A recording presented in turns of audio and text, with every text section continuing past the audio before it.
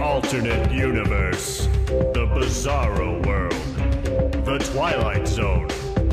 When it comes to football, they are all quite real, if only in the mind of Dave Damashek. This is not the NFL. This is the NFL. Yes, it's time for a new episode of the NFL. Today, let's figure out what would have happened if Bill Belichick had stayed the New York Jets head coach for more than one day in January 2000.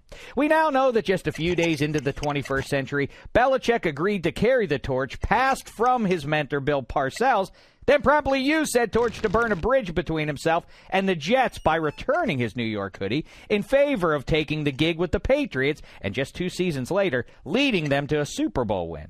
But what if Belichick had stayed evergreen? Well, instead of getting burned by Coach Al Groh, who quit after only 1 year, the Jets would have been cooking with groceries bought by the Big Tuna. Don't forget, this team had a buffet of talent, including future Hall of Famer Curtis Martin, the glue-handed Wayne Corbett, and a tough collection of LBs. Oh, yeah, and Keyshawn Johnson, too.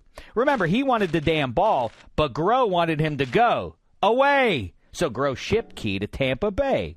Here, though, let's keep him grounded in New York.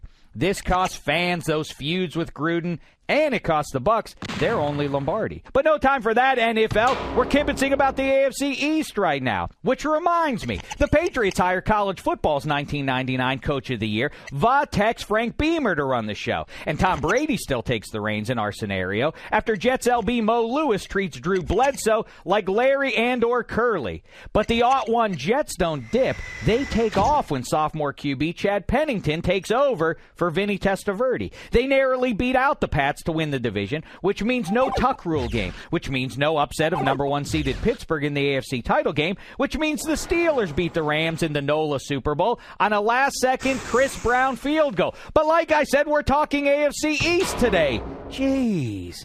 Anywho, by odd 4, the Jets and Pats are not only both good enough to make the playoffs, they actually square off against one another with a golden ticket to the Super Bowl on the line in the AFC Championship game.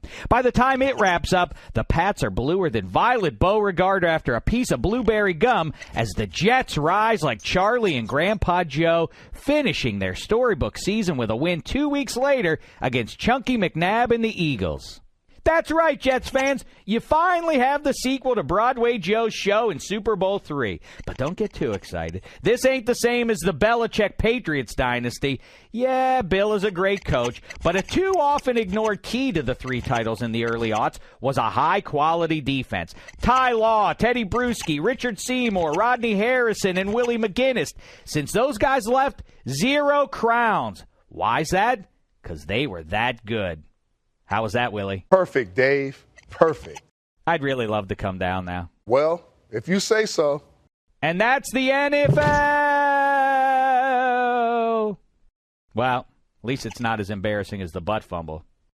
This is the NFL.